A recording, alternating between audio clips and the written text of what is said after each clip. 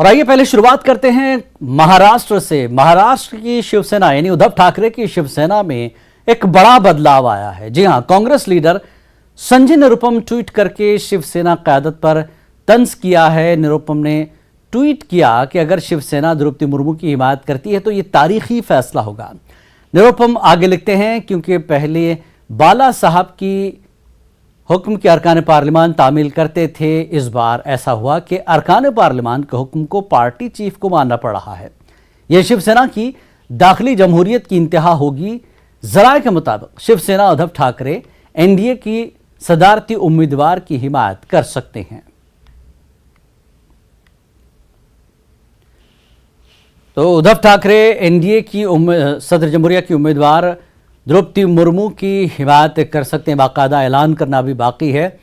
और जैसा कि संजय राउत ने भी ये अपने ट्वीट में कहा, अपने बयान में कहा कि अगर द्रौपदी मुर्मू की हम हिमायत कर रहे हैं तो इसका मतलब ये नहीं कि हम बीजेपी की हिमायत कर रहे हैं, बल्कि द्रौपदी मुर्मू की वो हिमायत कर रहे हैं। तो जिस तरह से पूरे महाराष्ट्र में एक सियासी उछाल था, पिछले एपिसोड हमने देखे, काफ़ी सियासत में बड़ा बदलाव आया है महाराष्ट्र की सियासत में। और शिवसेना उद्धव ठाकरे की और एकनाथ शिंदे की शिवसेना में जिस तरह से लड़ाई हमने देखी और पार्टी टूटी, पार्टी टूटने के बाद एक नई सरकार बीजेपी की मदद से बनी है, जिसके अब वजीर आला है महाराष्ट्र में एकनाथ शिंदे। लेकिन एक बड़ा बदलाव उसके फौरी बाद ये आया कि शिवसेना उद्धव ठाकरे की शिवसेना द्रौपदी मुर्मू, जो कि सदर जमहूरिया की उम्मीदवार हैं एनडीए की, उसकी तायद वो कर सकते हैं। अब उस पर भी सियासत होने लगी है कि क्या कुछ ये बदलाव है, क्या ये यू टर्न है, क्या कुछ हो सकता है महाराष्ट्र की सियासत में। किस दबाव में उद्धव ठाकरे ये फैसला ले रहे हैं, क्या किसी तरह का कोई दबाव है, ऐसी बहुत सी बातें अब महाराष्ट्र की सियासत में होने लगी हैं।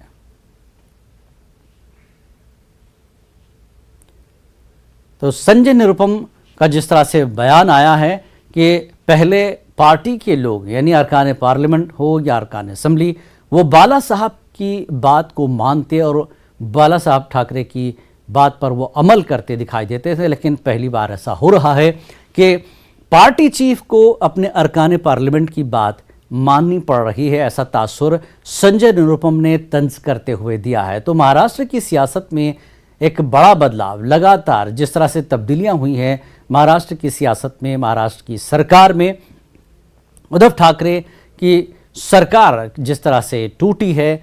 लेकिन कहा यही जाता है, एकनाथ शिंदे यही कहते हैं कि हम शिवसेना की ही एक तरह से ये सरकार है जो बीजेपी की मदद से चल रही है।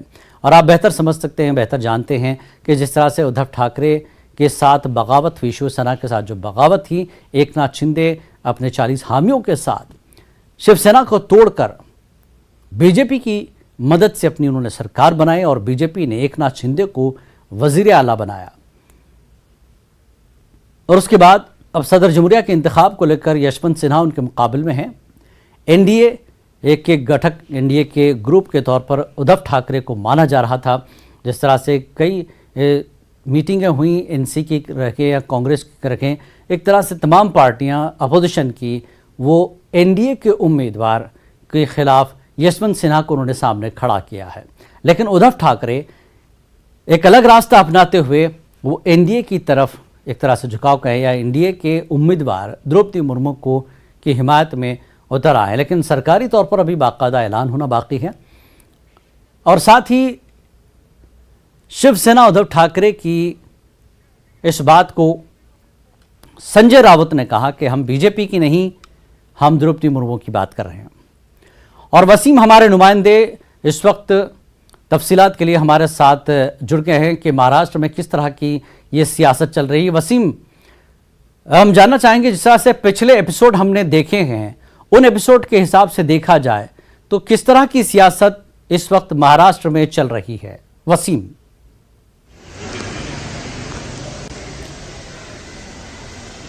मेरी आवाज आपको मिल रही है तो आप ये बताएं कि महाराष्ट्र में सियासत का एक नया रुख देखने को मिला। उद्धव ठाकरे द्रौपदी मुर्मू की हिमायत में उतर आए हैं।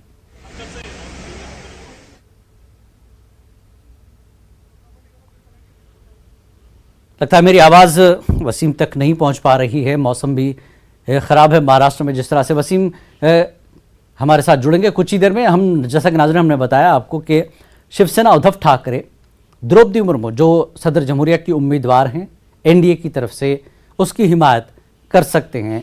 बल्कि ट्वीट अब इस तरह की ट्वीट हो रहे हैं, इस पर भी सियासत हो रही है कि उद्धव ठाकरे ये फैसला क्यों कर ले रहे हैं। वसीम हमारे साथ एक बार फिर जुड़ गए। वसीम, जिस तरह से महाराष्ट्र में लगातार कई सियासत के एपिसोड हमने देखे, शिवसेना, एकनाथ शिंदे, उद्धव ठाकरे, एनडीए, बीजेपी, ये सारी सियासी उथल पुथल के बीच अब सदर जमहूरिया की प्रेसिडेंट की जो उम्मीदवार हैं द्रौपदी मुर्मू, उसकी हिमायत करते नजर आ रहे हैं उद्धव ठाकरे। कितनी बड़ी तब्दीली इसको मानते हैं आप, इतनी बड़ी उथल पुथल के बाद?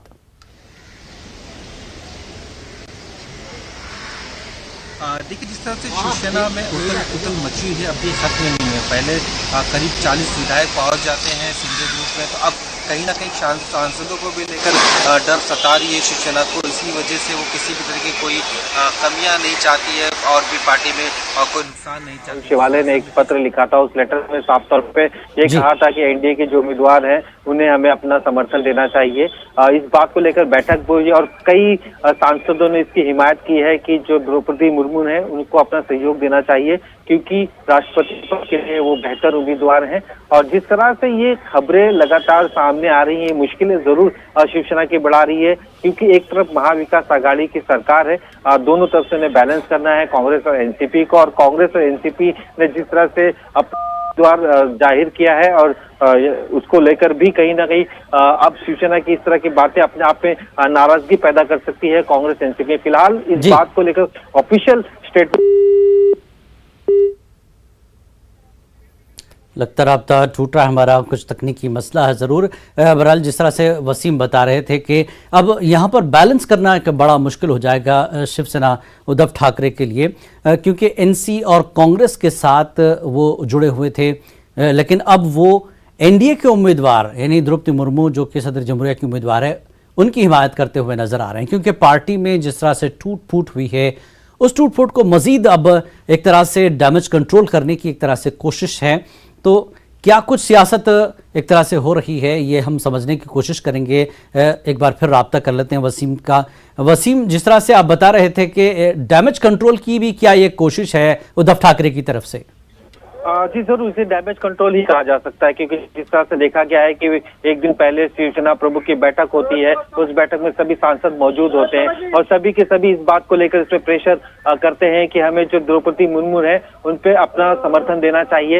ये जो नाराजगी साफ तौर पे शिवसेना में है, कहीं ना कहीं इसके एक कड़ी के तौर पर भी इसे देखा जा रहा है। जिस तरह से हमने कुछ दिन पहले देखा था कि शिवसेना के सांसद राहुल शिवालय ने बाकायदा एक लेटर लिखा था। उस लेटर में साफ तौर पे उन्होंने कहा था कि एनडीए के जो उम्मीदवार है उन्हें अपना समर्थन देना चाहिए, द्रौपदी मुर्मू को अपना समर्थन देना चाहिए। तो कहीं ना कहीं एक प्रेशर टैक्टिक साफ तौर पे शिवसेना की पर नजर आ रही है। उद्धव ठाकरे के पास अब दो राह, एक तरफ महाविकास आघाड़ी सरकार है तो दूसरी तरफ यहाँ पे देखा जाए तो उनके सांसद है। अब सांसद की बात अगर नहीं मानते हैं तो आने वाले दिनों में डैमेज हो सकता है। जिस तरह से देखा गया जो एक दिन पहले बैठक उसमें 4 सांसद नहीं पहुंचे थे और जिसमें से 2 सांसद बीमार बताए जा रहे थे और साथ ही 2 सांसद है वो श्रीकांत शिंदे और दोनों ही नहीं पहुंच पाए। तो इसकी वजह से काफी दिक्कतें है। जिस तरह से बीजेपी ये दावा कर रही है कि अब उनके पास बाकायदा सांसद भी आने के लिए तैयार है शिंदे गुट में, तो ये एक 2 राह पे उद्धव ठाकरे खड़े हैं। फिलहाल तो ऑफिशियली उन्होंने इस तरह कैसे अनाउंसमेंट नहीं किया, लेकिन पार्टी में ये माना जा रहा, सूत्र बता रहे हैं कि लगभग ये तय हो गया है कि एनडीए के जो समर्थक है उन्हें अपना समर्थन देना है। और जिस तरह से हमने देखा था कि इस बात को लेकर नाराजगी जहाँ पार्टी के कार्यकर्ताओं में भी है और उद्धव ठाकरे में भी है, तो संजय निरुपम ने भी एक बढ़िया सा ट्वीट करके कहीं ना कहीं खिंचाई जरूर की है उद्धव ठाकरे की। उन्होंने साफ तौर पे इस ट्वीट में इस बात का ये भी एक ऐतिहासिक फैसला होगा जब सांसद कोई फैसला ले रहे हैं और पार्टी प्रमुख उद्धव ठाकरे को सुनना पड़ा है। नहीं तो इससे पहले देखा गया था कि बाला साहब ठाकरे अगर कुछ कहते हैं तो सांसद मानते थे, लेकिन अब परिस्थिति बदलती हुई नजर आ रही है। इस पूरी बैठक जो एक दिन पहले सांसदों की ली गई, इसमें संजय राउत कहीं ना कहीं नाराज नजर आए। वही एकमात्र ऐसे व्यक्ति थे जिनका साफ तौर पर कहना था कि महाविकास आघाड़ी के साथ जाना चाहिए, लेकिन उनकी बातों को दरकिनार किया गया। और आज जिस तरह से बयान सुबह के वक्त दिया है। उन्होंने साफ तौर पे कहीं ना कहीं इस बात का संकेत दिया है कि एनडीए को समर्थन इससे देना ये पार्टी प्रमुख उद्धव ठाकरे के हाथ में। लेकिन इससे पहले जब वो बीजेपी के साथ थे तो उस दौरान उन्होंने प्रतिभा पाटिल जी को भी और अपना समर्थन दे चुके हैं। तो ये बात का भी कहीं ना कहीं जिक्र करते हुए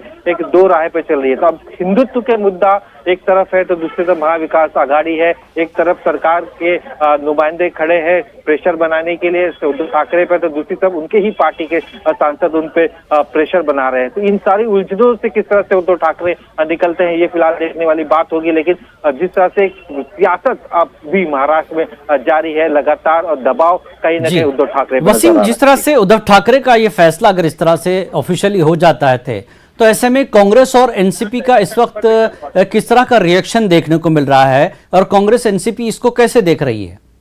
देखिए, जिस तरह से हमें थोड़ी देर पहले ही एनसीपी की बैठक चल रही है, इस बैठक में बैठक हुई थी आज सुबह। शरद पवार ने सभी नेताओं की बैठक ली थी और चुनाव में तैयार रहने के लिए भी उन्हें आदेश दे दिया गया था। लेकिन जब हमने उनके नेताओं से बात की, जैसे छगन भुजबल से हमने पूछा था कि शिवसेना एक तरफ आपके महाविकास आघाड़ी सरकार का हिस्सा है तो दूसरी तरफ कहीं ना कहीं उद्धव ठाकरे इस बात की तैयारी में जुटे हैं कि जो एनडीए के समर्थन में उम्मीदवार खड़ा है उन्हें अपना समर्थन देना है। इस बात पर उनका दो राय दिखाई दी। एक तरफ तो डैमेज कंट्रोल की बात उन्होंने मानी कि शिवसेना डैमेज कंट्रोल से उभर रही है तो ऐसे डिसीजन लेने पड़ सकते हैं। इससे पहले भी उन्होंने गठबंधन में इस तरह के फैसले लिए। तो ये भी वही मानना है कि महाविकास आघाड़ी के अगर साथ है तो उन्हें अपना समर्थन देना चाहिए। अब तक उद्धव ठाकरे ने ऑफिशियल फैसला नहीं किया है। इस बात का जिक्र करते हुए एनसीपी के नेताओं ने इस टालते हुए नजर आए। तो कांग्रेस में भी इसी तरह की नाराजगी साफ तौर पे देखने को मिल सकती है। फिलहाल तो अभी तक महाराष्ट्र के जो बड़े नेता हैं कांग्रेस के, उन्होंने इस पर जिक्र नहीं किया। इसकी एक वजह साफ तौर पे कि उद्धव ठाकरे ने अभी तक ऑफिशियली